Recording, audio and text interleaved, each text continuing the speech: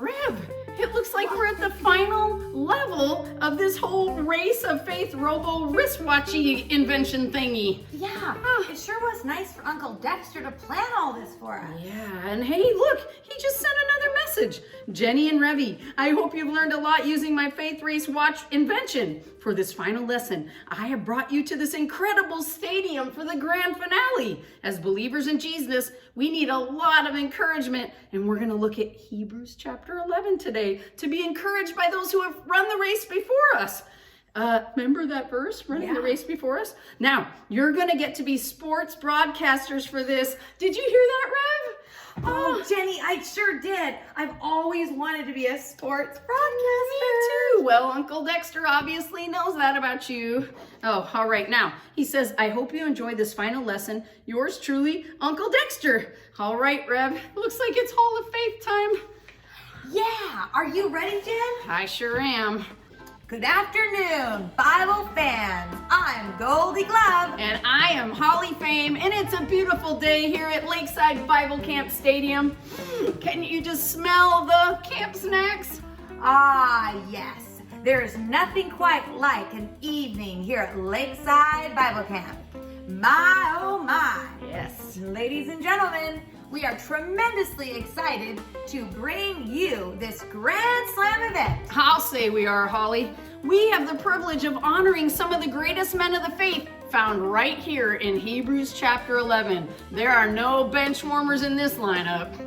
Yes, Goldie, these players have many treasures stored up in heaven for all the extra innings they played, serving the Lord and stepping out in faith. Yep, these are true angels in the outfield, if you ask me.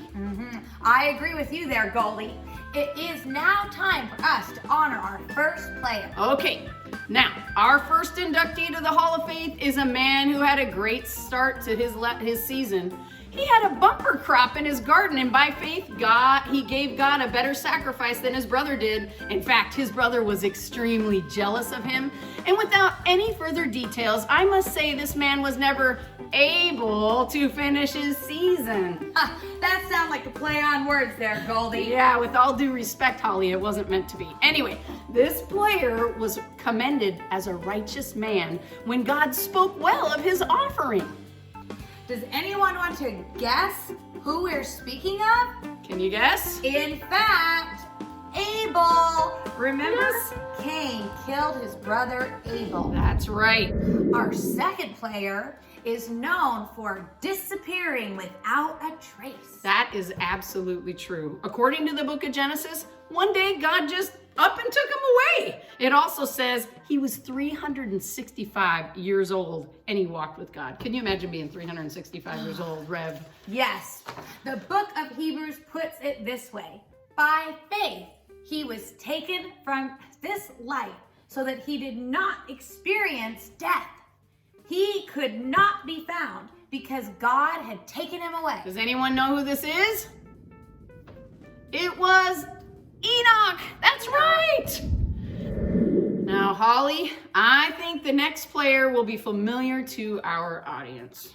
I will agree. And why don't you go ahead and give us the stats on our third member of the Hall of Faith? Okay, Holly. This player had quite a rainy season, which was unheard of in his day.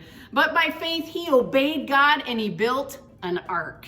He and his family, along with 2 of every kind of animal, were saved from a great worldwide flood, which God sent to destroy mankind.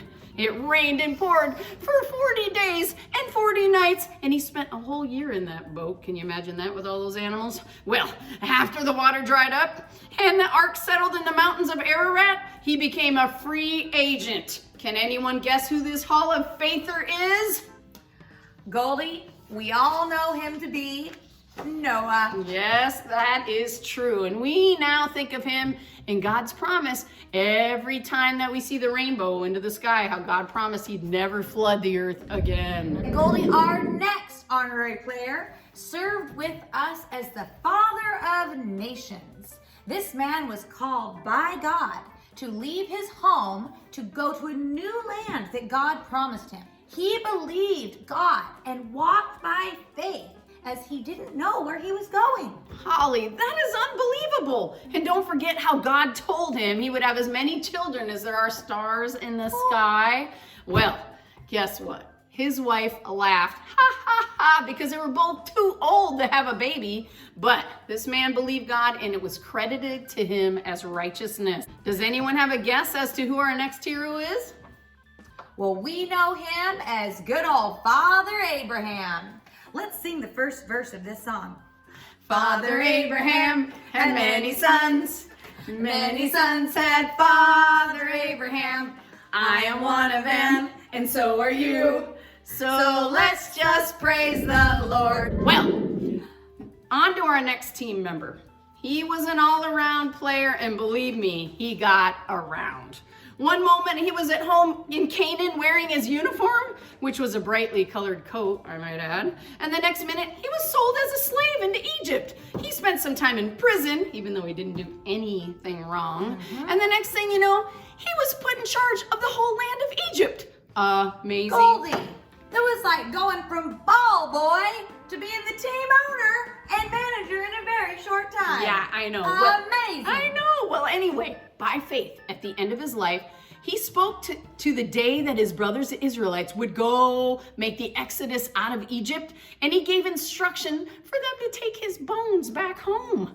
Can anyone guess who this hometown hero is?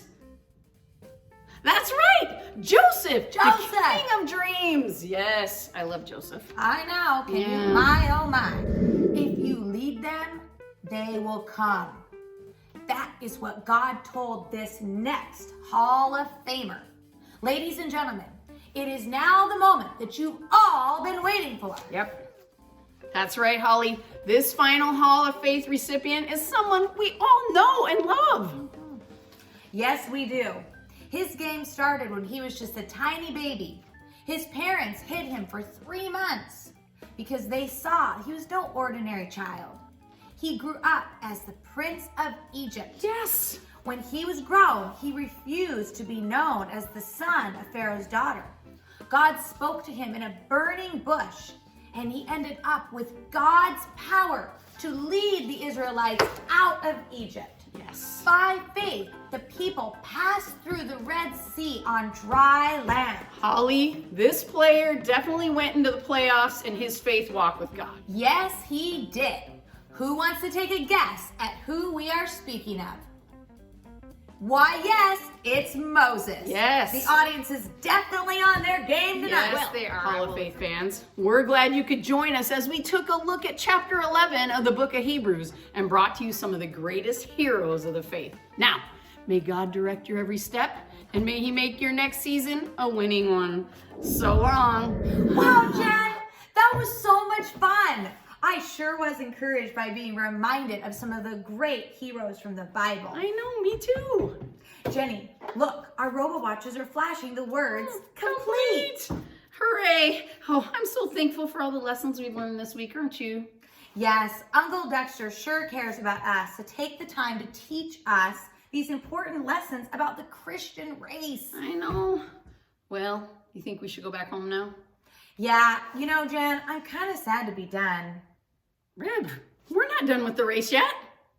We're not? No, we have our whole lives in front of us, and the finish line is heaven. It's gonna be amazing. True, Jen. Come on, let's go home and ask God to help us continue the race of faith that He has for us to run. Good idea.